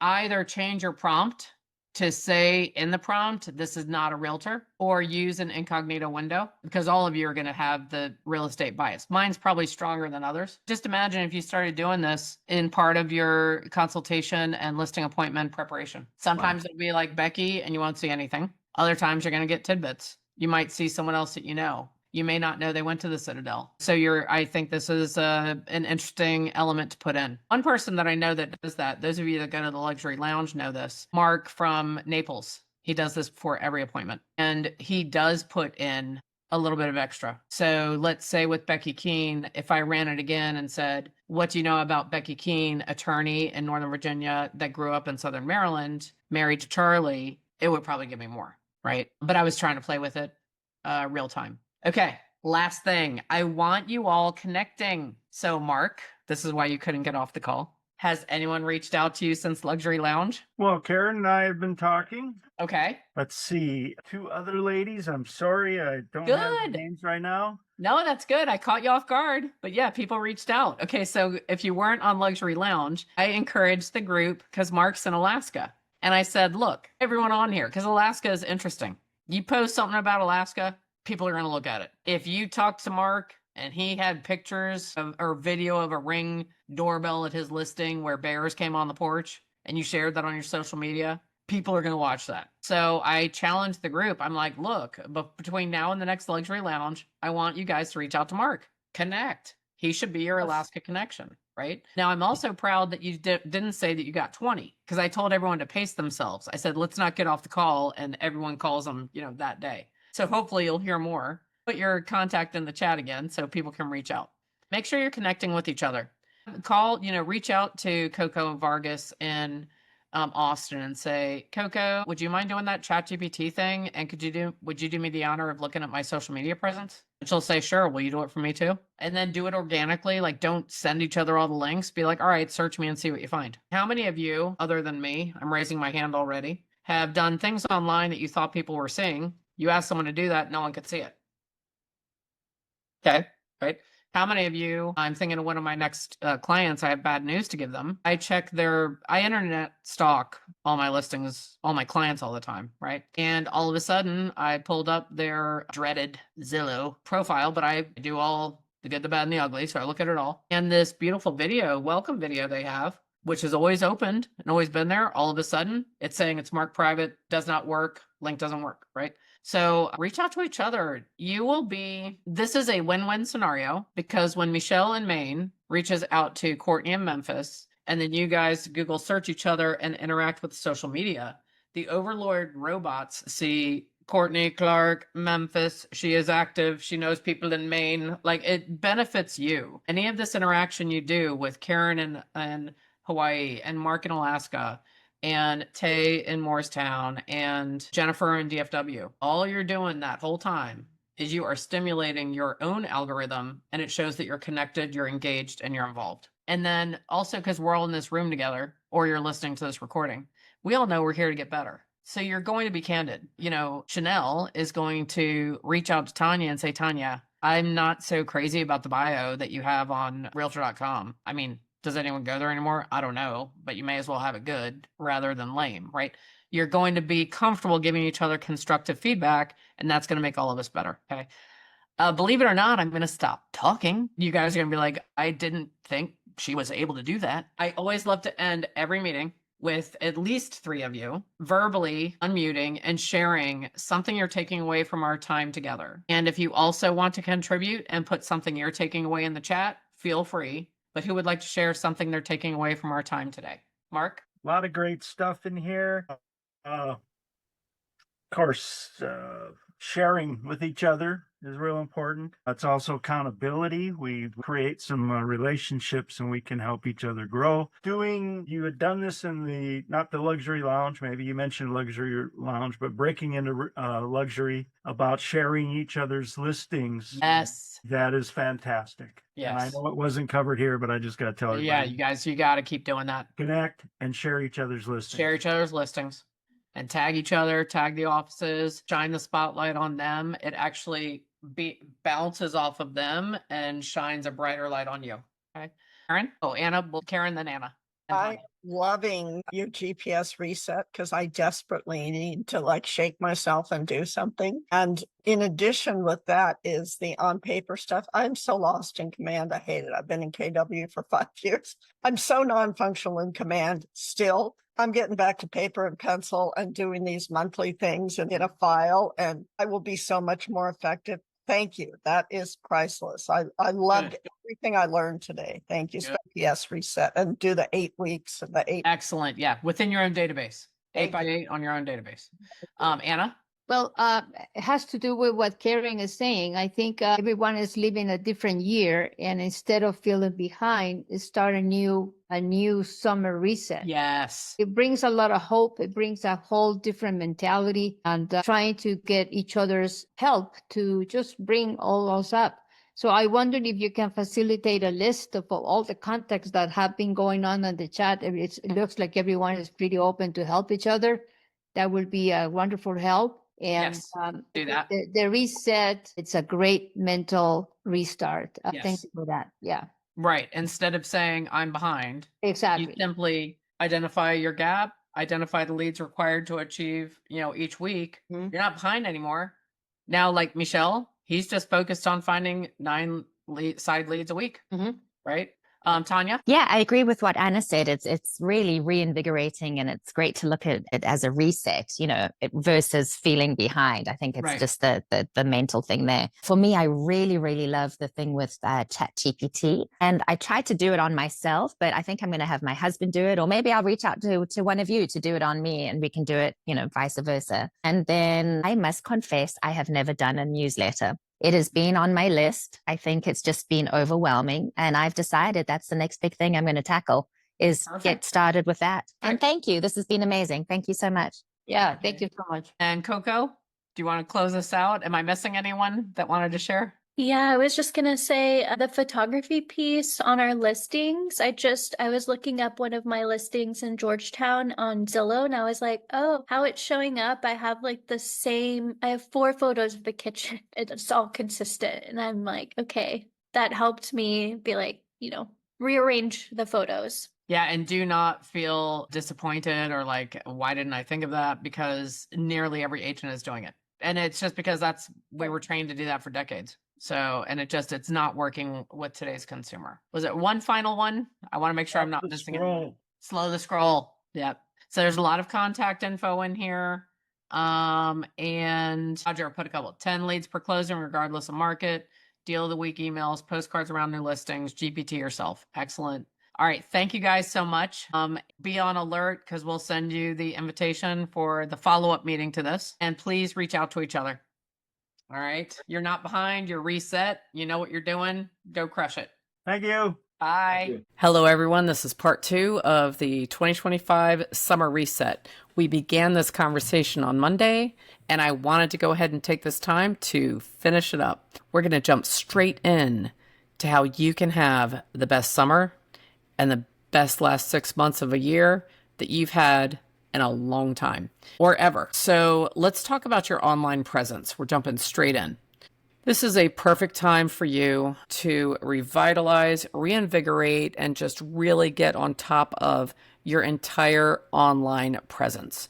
You want to start thinking about your online presence. It is a digital business card. It is a way that you can convey to the consumers what it would be like to work with you before they have even selected you or they've even thought to reach out to you. You can convey not just what it would be like to work with you, but what it would be like to live and own property or sell property in your area. So I'm sure most of you have been putting it off. Even if you have a social media manager or an assistant, right now is a great time to completely revamp, refresh, and at least reinspect your entire online presence. You want it to be polished, consistent, on brand. Here's how we're going to do it. You are going to start off by opening up an incognito window, preferably in a browser that you do not use often, and you're going to Google yourself. In addition to Googling yourself, just do it your full name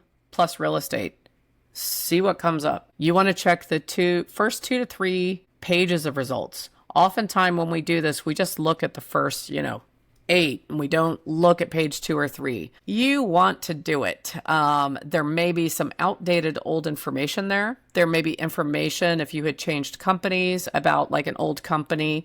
There may be outdated contact information and you're missing out on people that are looking for you. So make sure you look back at least 3 pages of Google results.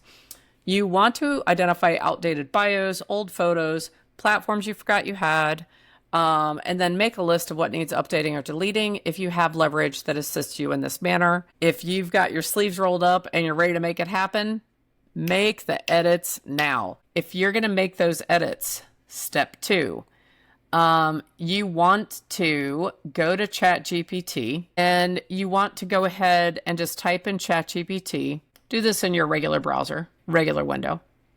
What do you know about your name, a real estate agent in your state? I like doing the state. You're going to be surprised what might come up. Look through all of those results. Give yourself time to do this where you won't be interrupted.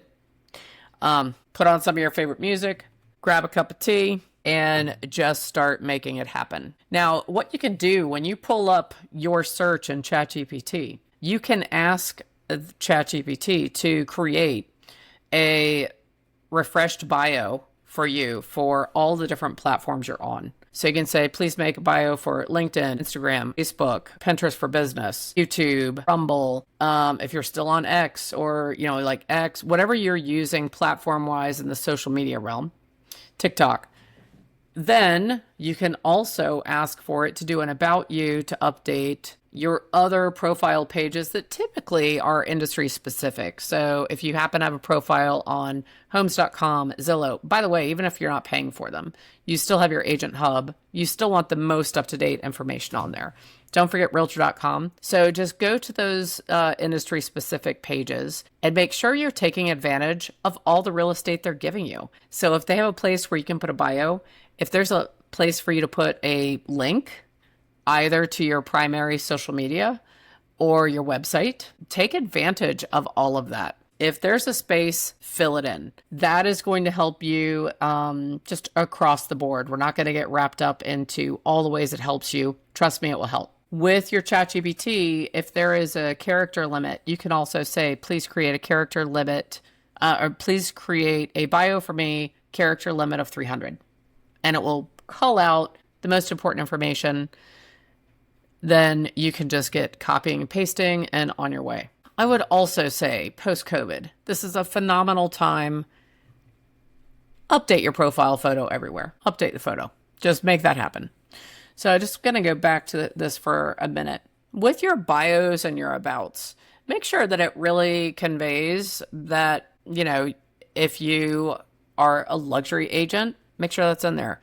If you have a subspecialty or a niche expertise in equestrian properties, water orientation, second home, third home, working with investors, flipping properties, whatever it is, make sure that comes through loud and clear.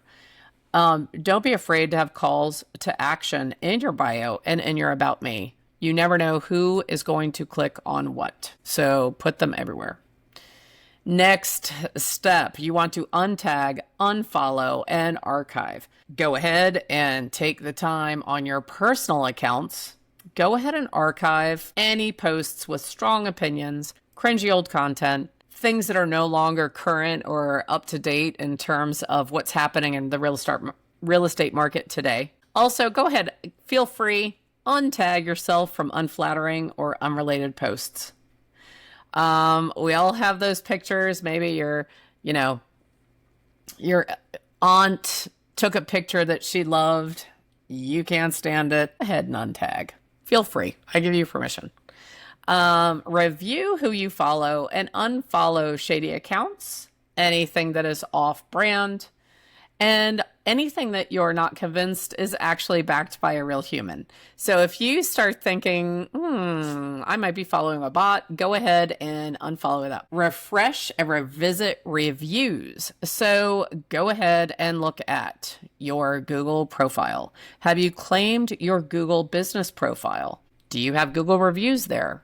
I will say, and this is backed by big data, you want your Google reviews. The reality right now, 2 largest search engines, Google followed by YouTube, in a surprising and recent 3rd place, ChatGPT. So you want to make sure that Google has reviews. If you're starting from 0, don't worry, start today. What's that saying? Best day to plant a tree was 20 years ago. Next best day, today. Start getting your Google reviews. It can take a little while to claim your business and get your business profile up and operational. Don't worry about it. Start now. It'll be done before you know it.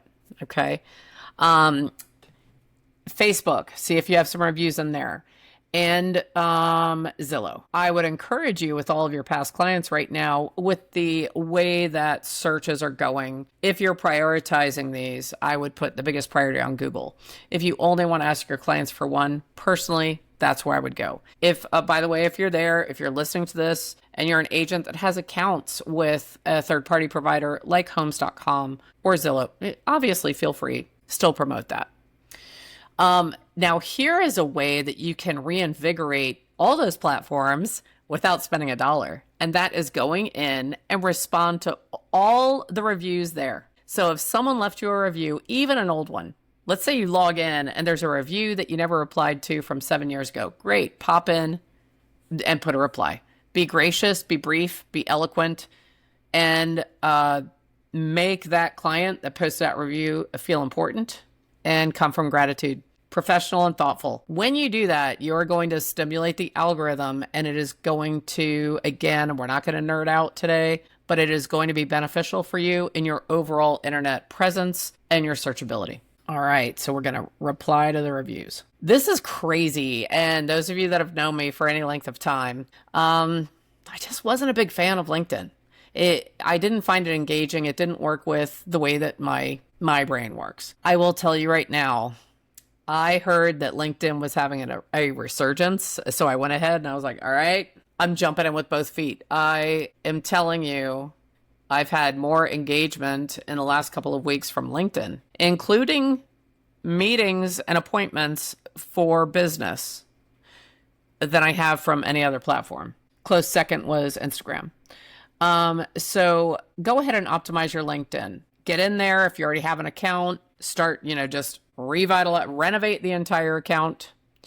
And make sure that you look at all of it. Look at the headlines. Again, as I mentioned, if they give you a space to fill it. Create the featured sections. If you have some testimonials that you can put them in.